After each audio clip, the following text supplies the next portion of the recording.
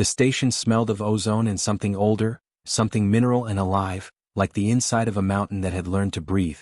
Commander Zella Marsh stepped off the docking ramp of the ISV Resolute and felt the pressure of a dozen alien gazes land on her like a physical weight. Vero's station was a neutral hub, technically. In practice, it was Dominion territory in every way that mattered. The Guldari had built it 2 centuries ago from hollowed asteroid rock, and they had never once let anyone forget it. The ceilings were 30 meters high to accommodate the Guldari's towering, 6-limbed frames. The lighting was dim amber, calibrated to their compound eyes. The corridors were wide enough for their bulk but narrow enough that a human had to walk with their arms slightly out to avoid the walls. Zella did not adjust her stride.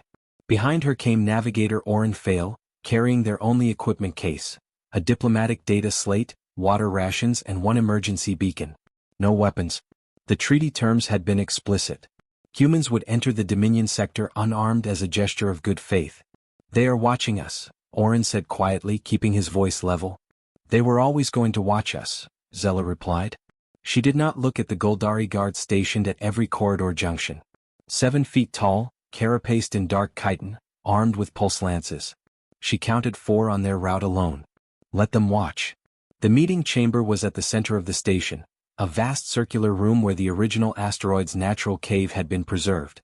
The walls were unsmoothed rock. Stalactites hung from the ceiling like stone teeth. In the middle of the room, behind a low crescent table carved from a single piece of obsidian, sat Ambassador Drevka Soth. The Guldari were, by almost any biological measure, terrifying. Drevka Soth stood when they entered, all 4 of his upper limbs unfolding to their full extension, a dominance display Zella knew. His compound eyes caught the light and fractured it into something cold and prismatic. His mandibles clicked twice slowly. A threat sound. An old one. Zella walked forward and sat down directly across from him without being invited. Oren took the seat to her left and opened the data slate without looking up. Drevka Soth stared at her. "You are not afraid," he said. His translator rendered the words in flat, precise standard. It was not a compliment. It was a statement of confusion, close to accusation. "No," Zella agreed. "Every delegation that has entered this chamber uninvited, and you entered uninvited, Commander, has shown fear. It is a biological constant. Even the Verity who have 12 limbs and acidic blood showed fear. You show nothing." Zella considered that. She had been afraid before. She had been afraid on Kessel Ridge when her unit had held a pass for 19 hours with nothing but kinetic rifles and determination. She had been afraid when her daughter was born premature, small and fragile and fighting. She had learned a long time ago that fear was just information. It told you the stakes. It did not get to decide your actions. "I'm here to negotiate access to the Nyrus corridor," she said. "I have 40 hours before my authorization window closes. I'd like to use them wisely." Another click of mandibles. Slower this time. "You come without a fleet, without weapons, without tribute, and you ask for access to our most strategically vital trade lane." "Yes." "Why would we agree to that?" Zella leaned forward and placed both hands flat on the obsidian table. The stone was cold and it grounded her. "Because you've spent 80 years trying to figure out what humans want, what we fear, what we'll back down from, and you haven't figured it out yet. That uncertainty costs you more than the corridor is worth." The silence in the chamber lasted 11 seconds. Zella counted. Drevka Soth lowered his upper limbs slowly and sat back down. "Speak," he said. And so she did. For 4 hours, without notes and without hesitation, Zella Marsh laid out the terms of the first Human Dominion Access Agreement in recorded history. She did not threaten. She did not plead. She simply presented, clearly, calmly, and without ever once suggesting she would leave if she did not get what she came for. Because she wouldn't. And Drevka Soth, after 4 hours, understood that. When they broke for the first recess, Oren leaned close and whispered, "He's going to agree." "I know," Zella said. "How did you know before we even sat down?" She picked up her water ration and looked out through a natural crack in the asteroid wall at the stars beyond. "Because beings who built their power on fear have never met anything that doesn't carry it. It confuses them more than any weapon could." Outside, the Dominion stars burned cold and ancient and indifferent. Zella drank her water and waited for the future to begin. The prison was 3 kilometers underground. Engineer Cashin Ray had been there for 9 days before he stopped trying to find a way out and started trying to understand the place instead. It was a habit of mind his grandmother had drilled into him. Before you fight a system, map it. Know it better than the people who built it? Theric depths had been carved out of the moon Uarkavith over 2 centuries. The Goldari had designed it for Goldari prisoners. Massive communal chambers, low lighting, stone walls that radiated the moon's natural geothermal warmth. For a 6-limbed being that evolved in caves, it was probably uncomfortable but survivable. For humans, the ceiling in the communal chamber was 12 meters high and the temperature held at a constant 21 degrees, which was fine, but the humidity was 82%, which wasn't. Kashin had developed a persistent cough by day 3. Dr. Ima Saluku had lost 8 pounds of water weight and was on careful rationing. They had been arrested at the Veyros border checkpoint when a scanner flagged Kashin's prosthetic arm as a concealed weapon. It wasn't. It was a standard-issue titanium limb with integrated multi-tool, issued to him after the Draken Station accident 4 years ago. But the Dominion's customs AI had no entry for human prosthetics in its database, and Warden Gel Voss had decided that uncertainty was sufficient grounds for detention pending review. Pending review in Dominion legal terms meant up to 90 standard days. Kashin was not interested in 90 days. On day 9 he made contact with another prisoner, a Verity named Reth, small by Verity standards, who communicated in clicks and gestures that Kashin slowly learned to read. Reth had been in Theric depths for 6 years. He knew where every guard rotation happened, which sections of the wall were thinnest, and which meals contained protein sufficient to maintain muscle mass. He also knew that no one had ever escaped Theric depths. Good, Kashin said when Reth communicated this, through a labored combination of gestures, drawn symbols, and the basic Verity phonetics Kashin had been practicing for 4 days. That means they're not used to people trying. Ima looked up from the improvised water distillation rig she'd constructed from meal tray materials and tubing pulled from a ventilation grate. You have a plan. I have the beginning of an idea and a complete refusal to wait 90 days. That's not the same as a plan. It's how all plans start. What followed was 12 days of careful, methodical work. Kashin used his prosthetic arm's multi-tool, which the guards had not thought to remove because it was part of his body, to map every electrical conduit within reach of their cell. Ima calculated the ventilation cycle timing using nothing but the feel of air pressure changes against her skin.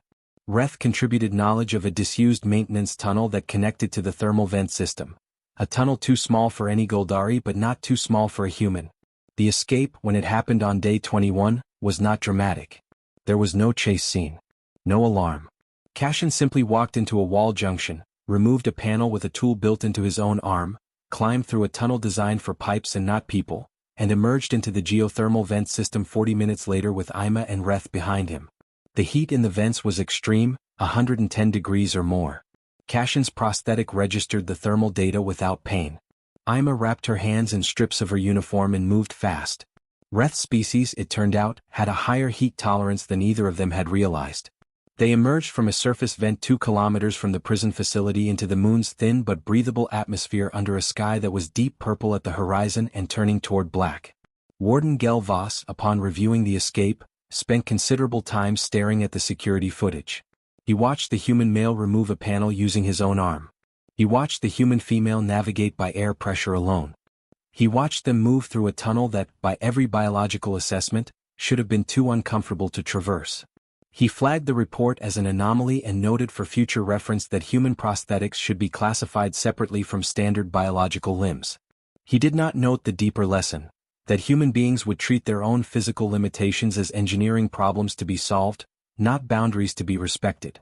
3 weeks later, Kashin Ray submitted a formal diplomatic complaint from the nearest human consulate regarding unlawful detention. It was accompanied by a complete technical diagram of the Theric depths ventilation system, with annotations. The cover note read, "You may want to patch that." It was signed, C. Ray Engineer. And below that in smaller text, "Still not a weapon." The Hall of Permanent Accord had stood for 400 years. Its name was not metaphorical. Every accord signed within its walls was carved into the floor in the original script of the signatory species. A permanent record underfoot, walked over by every delegate who entered. Petra Coldwell walked in reading the floor. Attaché Yusuf Marn stayed close behind her. He was young, 26 standard years, and this was his first time on a Dominion capital world. He was doing very well at not staring at everything, which Petra noted with approval. "The Mevis Compact of 2241, she said, pausing over a section of floor covered in swooping Verity script. The Goldari agreed to demilitarize the Sunward Reach. They reversed it 11 years later. She stepped forward. The Orethian Resource Pledge of 2289. The Dominion promised not to mine the Ketha Belt. They completed the extraction by 2301. Another step. The Savara Non-Aggression Pact. What happened with that one? Yusuf asked. Ask the Savara. He didn't ask again. High Chancellor Uvek Thane received them in the main chamber, surrounded by 6 advisors and a ceremonial honor guard of 12 soldiers. The display of force was calibrated, Petra knew, large enough to be intimidating, small enough to maintain the fiction of peaceful negotiation. She had reviewed every treaty the Dominion had signed in the past 2 centuries. She knew exactly how each negotiation had gone. She knew what the Guldari considered a win. Ambassador Coldwell, Uvek Thane said. He was older than Drevka Soth, more senior, more decorated, wearing a ceremonial mantle of processed crystal across his upper carapace. The Dominion welcomes the human delegation. We understand you wish to formalize Commander Marsh's preliminary agreement regarding the Nairis corridor. I wish to do more than that, Petra said. She did not sit until she had taken a moment to examine every carving in her immediate vicinity on the floor. I want to talk about the clause structure. Pause. The clause structure. The reversal clauses specifically. The ones buried in sections 12 through 17 of the standard Dominion Accord template. The ones that allow the Dominion to nullify any agreement within 120 standard days by invoking unforeseeable circumstance. Uvek Thane's mandibles stilled. This was, Petra had learned, the Guldari equivalent of a sharp intake of breath. Those clauses are standard, said one of the advisors. I know. That's the problem. Petra opened her diplomatic case and placed a single data tablet on the table between them. I've had our legal team calculate the average lifespan of a Dominion Accord. Do you know what it is? 87 years. Which sounds long until you realize that each accord contains provisions that mature over centuries. You're signing agreements you intend to exit before they fully cost you anything. The silence had a different quality than the one in Vero's station. That silence had been assessing. This one was offended. You are accusing the Dominion of systemic bad faith, Uvek Thane said. I'm describing what the historical record shows, Petra said. I'm not angry about it. I'm accounting for it. She tapped the tablet. So I've drafted something different. No reversal clause. No unforeseeable circumstance provision. Penalties that activate at the moment of breach, not after arbitration. And a joint review board with equal human and Dominion representation. That is not how accords are written. It's how this one will be written, or we won't write one. She said it without heat, without raising her voice. We've modeled it both ways, Chancellor. A functional Nairis corridor agreement benefits humanity for approximately 300 years at current projection. It benefits the Dominion for 400. The difference is that we're offering access to human biomedical research and terraforming data that the Dominion would take between 40 and 90 years to develop independently. We have data suggesting your population on 3 outer worlds has been dealing with an atmospheric pathogen for the past 6 years. We have the solution. Uvek Thane looked at her for a long time. You researched our internal epidemiological situation. We research everything. And you would offer that solution regardless of whether we sign? Petra paused.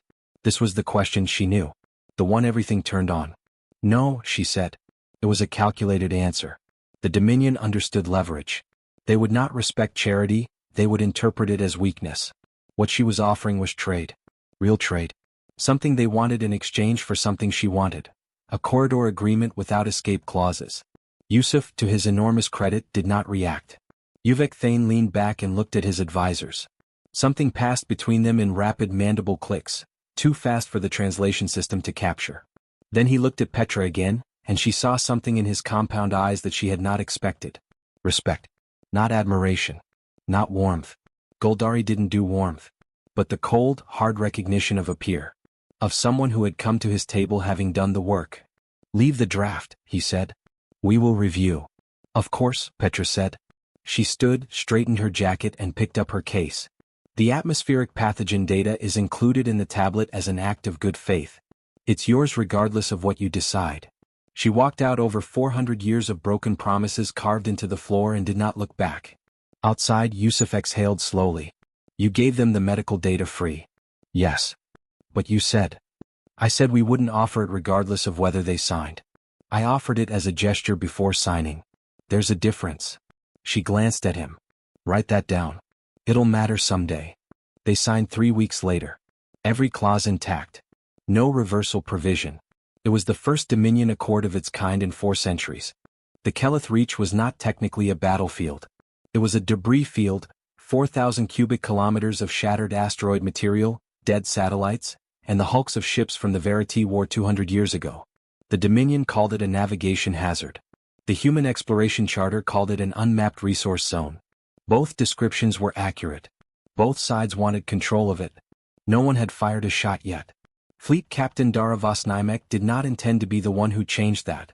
She stood at the main tactical display of the ISV Ardent and studied the disposition of Admiral Cerethas's Dominion fleet with the same detached focus she gave every problem.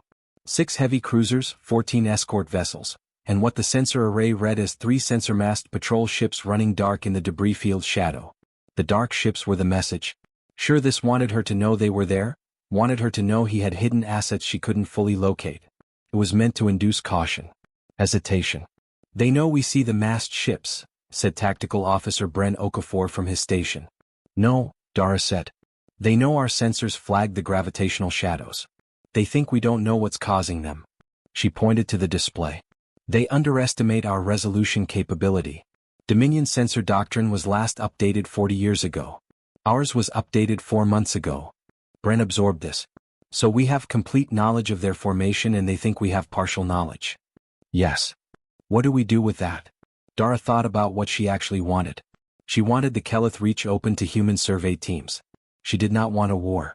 She did not want a diplomatic incident, and she especially did not want to fire first in a debris field where a missed shot could turn a 2,000-ton rock fragment into a ship killer. Open a channel to Admiral Cerethas, she said. The Goldari Admiral appeared on screen. He was enormous by any standard, flanked by officers who looked restless in the way that armed beings look restless when they've been waiting to act. Captain Vosnimek, Cerethas said. You are in a Dominion-administered navigation zone. It's a debris field, Dara said pleasantly. And our charter gives human vessels free passage through unmapped debris zones under Article 7 of the Nairis Corridor Agreement. She paused. Which was signed 6 weeks ago if you haven't received the update. A micro-pause.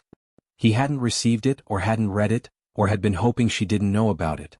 Article 7 pertains to commercial traffic. ISV Ardent is classified as a survey vessel under Dominion-recognized commercial registry. We carry survey equipment, not weapons payload. She folded her hands behind her back. I want to be straightforward with you, Admiral. We know where your dark ships are. All 3 of them. I can send you their coordinates if that would save everyone time. The channel held silence for 4 seconds. You are bluffing, Cerethas said.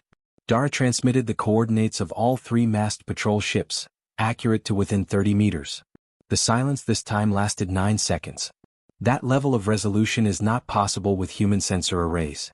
It wasn't for months ago. She kept her voice conversational. I don't say this as a threat. I say it because you deserve accurate information for your own tactical planning. You have 6 heavy cruisers and 17 escort vessels including the masked ones. We have 2 survey ships in the Ardent. In a straight engagement you win decisively. I know that and I'm not afraid of it because we're not going to have a straight engagement. Cerethas studied her through the screen. You are very confident for someone in an inferior position. I'm in an inferior military position, she agreed. But I'm in a superior legal and informational position.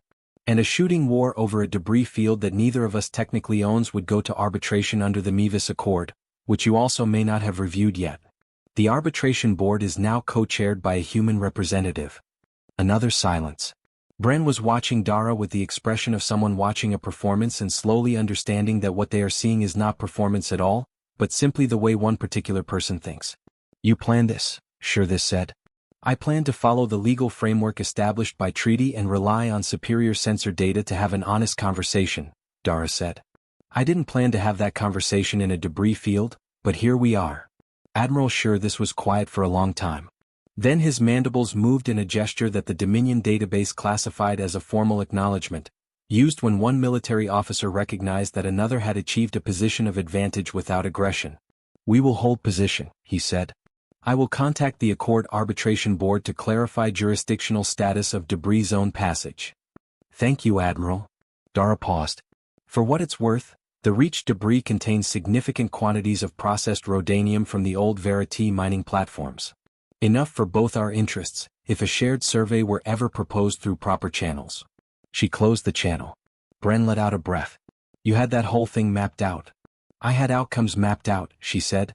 The conversation was improvised. She looked at the debris field on the main display, all that silent ancient matter drifting in the dark between two species who were still learning how to share space. That's always how it works. Know your facts. Know your rights. Be honest about your limits. The improvisation takes care of itself. Soraveth was the oldest library in the known galaxy. The Goldari had been building it for 600 years, and in those 600 years, it had admitted scholars from exactly 9 species. Humans were not on the list. Dr. Naya Prentice had been applying for access for 11 years. Her application was, by every formal measure, correct. She held 3 doctorates. She had published 47 peer-reviewed papers on pre-Dominion civilizational history. She had learned conversational Goldari, a feat which her university's language department described as unprecedented in recorded academic history. She had co-authored a landmark reconstruction of the Verity War using nothing but orbital debris analysis and comparative xenoarchaeology. Her 11th application was denied on the grounds that her species had not yet demonstrated sufficient academic integration with the Dominion scholarly framework. Her 12th application included, as supplementary materials, a paper she had written reconstructing the Goldari's own founding archive, the set of knowledge records from which the Soraveth collection had grown. The paper had been written from external sources only. It was, by general consensus among the 4 Goldari scholars who anonymously reviewed it, more accurate and more complete than the Dominion's own internal history of the archive's founding. Archivist Keth Olin himself sent the access approval. Naya arrived on Soraveth with her research assistant Tavi Rowe and 14 terabytes of preformatted storage, which the archive scanning system flagged as potentially inadequate. How much data is in there? Tavi asked, staring up at the archive structure, a building that covered approximately 6 square kilometers and descended 4 stories underground. Best estimate, Naya said, between 12 and 40 petabytes of indexed material, plus unindexed holdings that the Dominion hasn't cataloged in about 200 years. And we have 14 terabytes. We're not here to copy it. We're here to read it. Keth Olin met them at the primary entrance. He was, for a Goldari, unusually small. A scholar's build, Naya recognized, with his lower limbs modified by decades of sitting at research stations.